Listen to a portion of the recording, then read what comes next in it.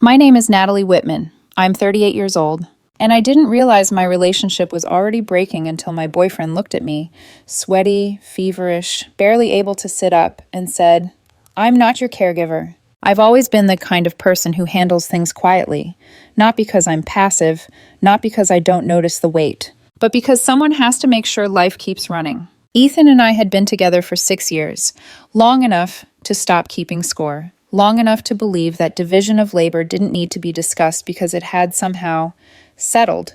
We both worked demanding jobs, long hours, high expectations, the kind of careers where you're always behind, always slightly exhausted, always promising yourself things will calm down after this quarter. We thought we had a rhythm. He managed his career, I managed mine, and somewhere in between, I managed everything else. The bills, the maintenance, the groceries, the appointments, the birthdays, the mental map of our life. It wasn't dramatic, it was invisible, which meant it worked until it didn't. The problem started when I got sick. Not hospital sick, not emergency room sick, just completely flattened. A flu that came on fast and heavy, fever hovering around 102 for days, body ache so deep it felt like my bones were weighted. Standing up made the room spin. For the first few days, even walking to the bathroom felt like a victory. On day 4, Ethan stood in the bedroom doorway with his arms crossed. "Can you at least try to get up and do something?" he asked. I had a damp cloth on my forehead, sweat soaking the sheets beneath me. My throat burned. My muscles trembled. "I can barely keep water down," I said. "What exactly do you want me to do?" He exhaled sharply, not concern, frustration. "I don't know. Something. I can't do everything by myself." That landed wrong, but I was too sick to argue. "I'm not faking this," I said quietly. "I'm actually sick." "I know," he replied, "but I have my own job, my own stress. I can't be your caregiver on top of everything else." Caregiver. The word echoed in my head, fuzzy through the fever. "I asked you to pick up dinner," I said, "and maybe throw a load of laundry in." "You know what I mean," he said, defensive now. "I'm not good at this stuff, taking care of sick people. It stresses me out." I stared at him. 6 years. 6 years of shared life, shared bed, shared plans, and this was the line. "I'm your girlfriend," I said. My voice was hoarse, not a project. "And I'm doing my best," he shot back. "But don't expect me to drop everything just because you have the flu. Some of us still have to function." Then he left the room. I lay there through another fever spike, staring at the ceiling fan as it blurred and doubled, trying to process the resentment in his voice. The way my illness had become an inconvenience, a burden. By day 7, I could stand without swaying. Weak, coughing, but upright. Ethan seemed relieved, like a storm had passed. Things went back to normal. Except they didn't, because something in me had shifted. Once you see something, you can't unsee it.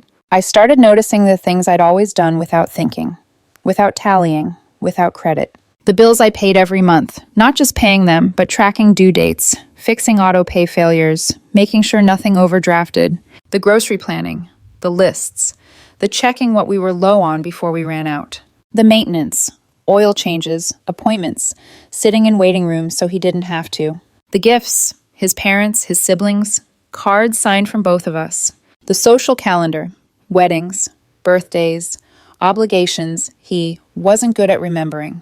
I wasn't just his partner, I was the infrastructure.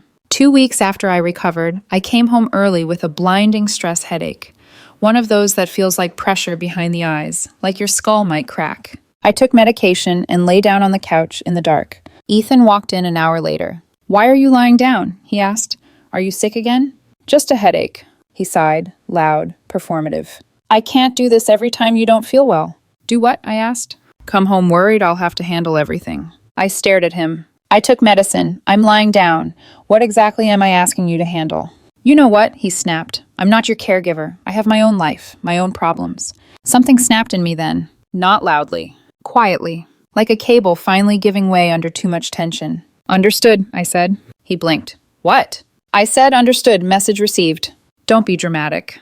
"I'm not. You've made your position clear. Twice." I closed my eyes. And in that moment, I made a decision. If he wasn't going to be my partner when things got hard, I was done being the invisible system that made his life easy.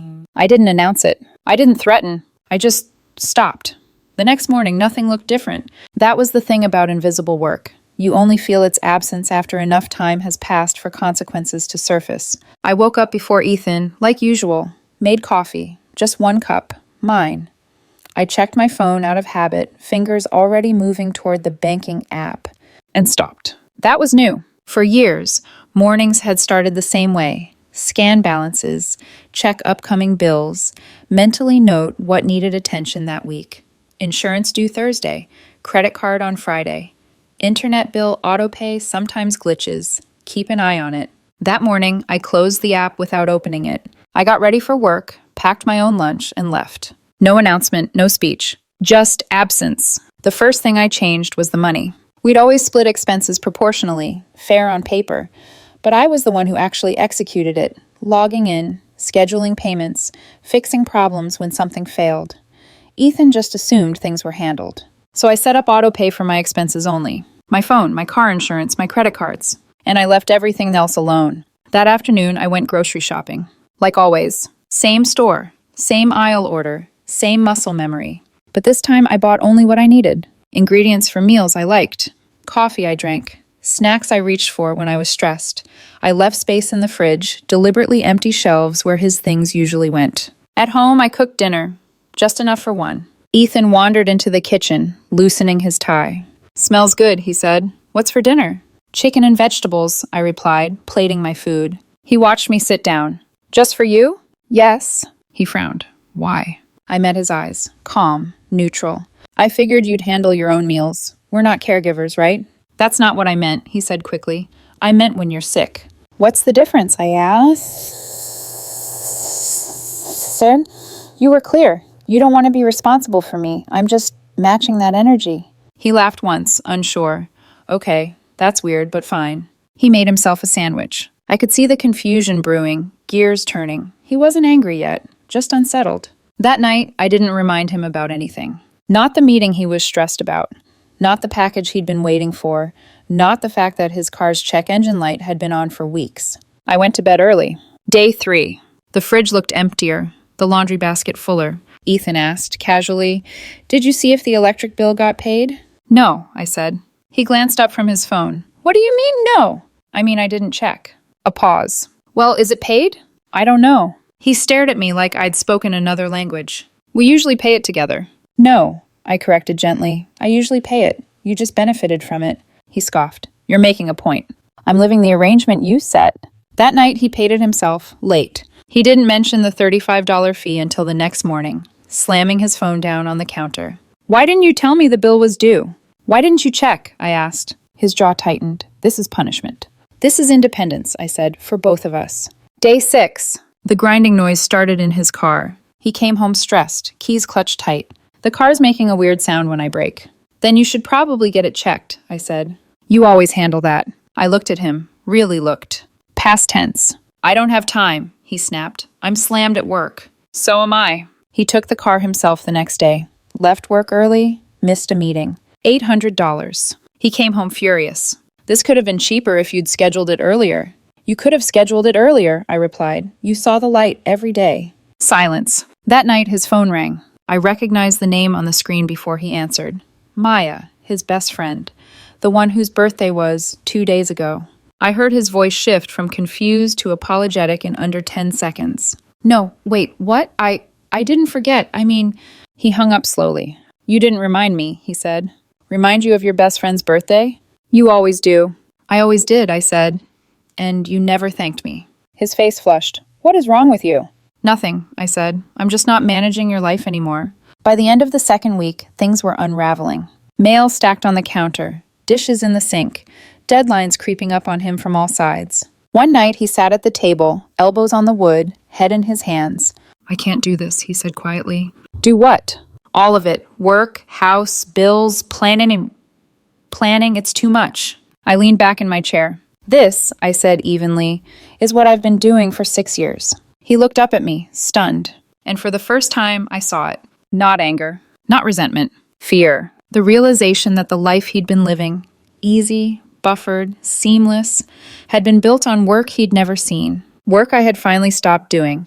Week 2 bled into week 3 without a clean line between them. That's how collapse works, not with one dramatic explosion, but with a slow accumulation of missed details, unresolved tasks, and quiet consequences stacking until something finally buckles.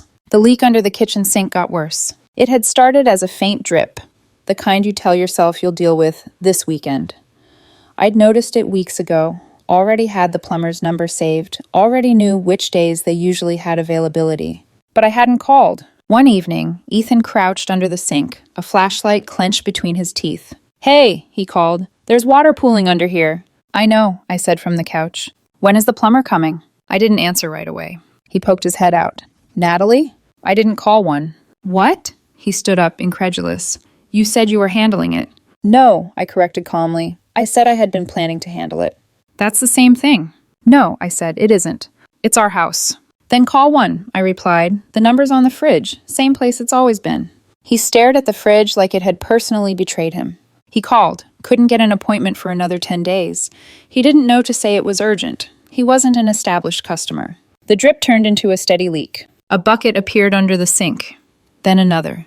He emptied them morning and night, jaw clenched, muttering under his breath.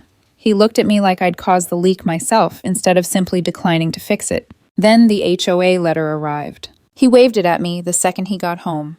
"Did you see this?" "Yes." "We're overdue on landscaping. They're going to fine us if it's not handled by Friday." "That's in 3 days," I said. So you should probably take care of it." His mouth opened, then closed. "You always handle this." "Not anymore." "That's ridiculous."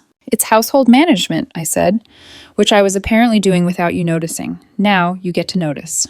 He hired a landscaping company in a panic. Emergency rate. Twice what we usually paid.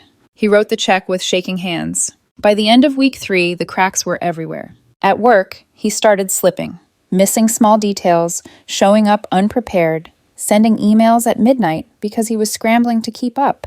At home, the chaos piled higher. Laundry overflowed the basket. Mail stacked unopened. Groceries ran out faster than he expected. One night, he sat at the kitchen table long after dinner, staring at the mess, like it might rearrange itself if he waited long enough. "I didn't know," he said finally. I looked at him. "Didn't know what?" "How much there was. How much you were doing." I stayed silent. "I thought we were splitting things," he continued. "I thought it was balanced." "That's because I made it feel balanced," I said, "by absorbing everything extra." "That's not fair," he muttered. "It's exactly fair," I replied. "You just didn't see it before." He rubbed his face, exhausted. Then came the presentation. The one he'd been working toward for months. The kind that could change the trajectory of his career. The night before, at 8:30 p.m., he froze in the middle of the kitchen. "Oh no." I looked up from my laptop. "What?" "I forgot to pick up the materials from the copy center." I checked the clock. They closed at 6. He started pacing, hands in his hair. "I can't present without those boards. Everyone else will have them." "I don't know what to tell you." "Can you help me think of something?" he asked. "Please." I held his gaze. "That sounds like caregiving." He stopped short. "Don't do that." "I'm not," I said. "I'm maintaining the boundary you set." "This is important." "So was being sick," I said. "So was having a migraine. Those weren't important enough for compassion." He stared at me like I'd struck him. Then he pulled an all-nighter, recreating the materials himself, printing them at home. They looked amateur, passable, but barely. He left the next morning pale, hands shaking, dark circles carved deep under his eyes. "I hope it goes well," I said. He didn't respond. He called me at 3:12 p.m.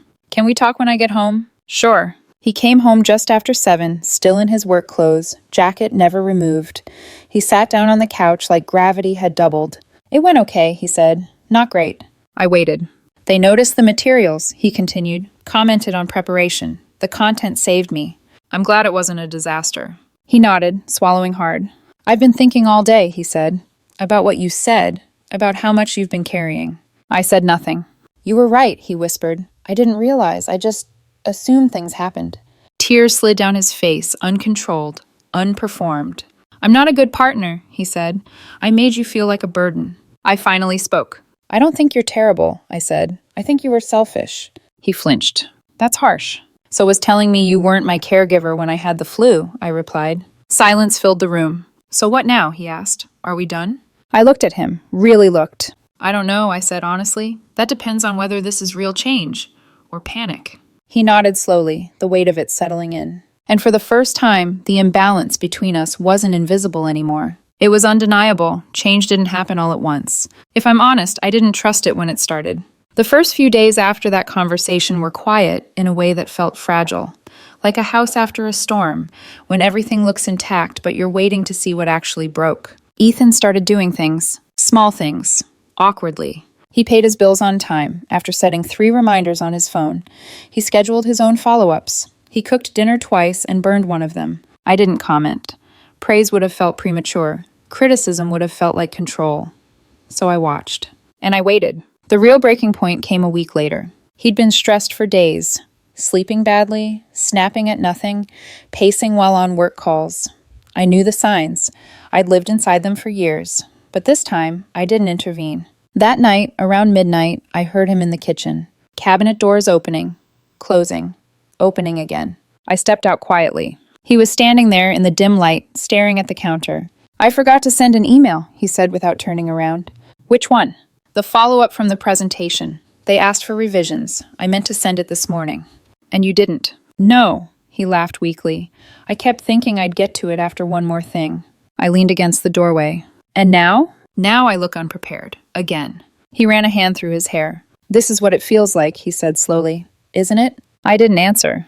To constantly feel like something's slipping. Like you're always behind, even when you're working nonstop. "Yes," I said. He turned to me then, eyes glassy. "I didn't see you," he said. "Not really. I saw outcomes, not effort." Something in his voice broke. "I thought I was tired because my job was hard," he continued. "I didn't realize I was rested because you were carrying everything else." That night, he slept on the couch, not because I asked him to, but because he said he needed space to think. The next morning, he left early. When he came home, he had groceries. For both of us. "I didn't know what you'd want," he said, "so I just tried." He bought my coffee, the expensive one, the crackers I always ran out of, the yogurt I liked but never mentioned. It wasn't dramatic, but it was intentional. A few days later, the plumber came. Ethan handled it, called, scheduled, stayed home from work to meet them. He apologized to me when they told him the cabinet would need replacing because of water damage. "I should have acted sooner," he said. "Yes," I replied, "you should have." He didn't argue. Then came the question, the one that changed everything. We were sitting at the table one night, bills spread out, not in chaos this time, but in order. "How did you manage all of this?" he asked quietly. "For 6 years." I looked at him. "I didn't manage it," I said. "I absorbed it." He nodded slowly. "I don't know if I can do it perfectly," he said, "but I know now that pretending it isn't work is a lie." That was the first time I believed him. Not because he apologized, but because he named the truth without defending himself. 2 weeks later, I got sick again. Just a cold, nothing dramatic. But when I woke up with a sore throat and that familiar heaviness in my chest, I felt something old crawl back in, fear, the memory of being dismissed, of being inconvenient. Ethan noticed before I said anything. "Go back to bed," he said. "I'll handle tonight." He made soup, real soup, picked up medication, did the laundry, kept the house quiet. When I thanked him, surprised despite myself, he said something simple. "That's what partners do." I believed him. Not because it fixed everything, but because this time the words were backed by action. We weren't healed, but for the first time we were facing the same direction. 4 months have passed since I stopped being the invisible support system. 4 months since Ethan said the sentence that cracked something fundamental between us, and since I finally let the weight I'd been carrying fall where it naturally belonged. We're still together. That's the first thing people ask when I tell this story, their voices already tilted toward judgment, as if staying means weakness, as if leaving is the only proof of self-respect. The truth is less satisfying and more honest. We're still together, but different. The early weeks after his realization were messy. Progress never moves in a straight line, and Ethan didn't suddenly become a master of logistics just because he understood what they were. He forgot things, paid late fees, missed appointments, overcommitted, then panicked. And every time he slipped, I felt the reflex rise in me, the instinct to step in, to fix, to smooth things over before consequences landed. I didn't. That restraint was harder than anything I'd done before. Because for years, love had meant intervening. Love had meant preventing discomfort. Love had meant making sure things never broke loudly enough to demand attention. Now, love meant letting him feel the friction of his own life. And to his credit, he didn't resent me for it. When he missed a dentist appointment and got charged a cancellation fee, he didn't blame me. He sighed, added another reminder to his phone, and said, "That one's on me." When he forgot his sister's birthday and had to apologize late, he didn't snap. He owned it. "I see why you were exhausted," he said one night, staring at his calendar. "This never ends." "No," I agreed, "it doesn't." But something else started happening, too. He started noticing. Not just tasks, but effort. He noticed when the fridge was stocked, when the house felt calm, when things were handled before becoming problems. And sometimes, without a word, he handled them himself. One night, I came home late, shoulders tight from a brutal day. I kicked off my shoes and froze. Dinner was already made. Not flashy, just thoughtful, balanced, something I liked. "I figured you'd be tired," he said, almost casually. That moment hit me harder than any apology ever had, because it wasn't reactive. It wasn't guilt-driven. It was anticipatory. That's the difference people miss. Anyone can help when asked. Anyone can apologize when cornered. But partnership is noticing before the ask. Not every day is good. Sometimes he slips into old habits, waiting, assuming, letting silence fill the gaps where initiative should be. And when that happens, I say something now. Not bitter, not explosive, just clear. "I need you to handle that." And most importantly, he does. He course corrects faster. That matters. Last week, I caught a cold again. Nothing serious, but enough to remind me how fragile trust can be once it's fractured. I woke up congested, head heavy, that old anxiety creeping in, that voice whispering, "Don't need anything, don't be inconvenient." Ethan noticed immediately. "You're sick," he said. "I'm fine." He looked at me for a long moment, then gently took the phone out of my hand. "No," he said, "you're resting." He made soup, picked up medicine, handled the groceries, did the laundry. And when I thanked him, he didn't brush it off. He didn't joke. "That's what partners do," he said. "They take care of each other." It was simple. And because it was consistent, it meant everything. Are we fixed? No. Resentment doesn't evaporate just because someone finally learns. Trust doesn't rebuild overnight. Some wounds stay tender longer than we expect. But we're moving in the right direction. Someone asked me recently if my approach was too harsh, if I should have just talked instead of pulling back, if what I did was manipulative. Here's the truth. I did talk for 6 years. Every silent fix, every unnoticed task, every time I absorbed stress without complaint. That was communication. He just didn't hear it. Sometimes people don't understand what they're benefiting from until it's gone. Sometimes the only way to make invisible labor visible is to stop doing it. Was it calculated? Yes. Was it petty? Maybe. Was it effective? Without question. Because the week his life collapsed, he finally asked the question he should have asked long before. How are you managing all of this by yourself? That question, that recognition, was the first step toward real partnership. I'm 38 years old, and for the first time in my adult life, I'm in a relationship where both people carry the weight, where care isn't conditional, where support doesn't vanish the moment it becomes inconvenient. It took almost losing everything to get here. It took him hitting rock bottom. It took me being willing to let things fall apart. But at least now, we're building something together. And this time, it's not invisible.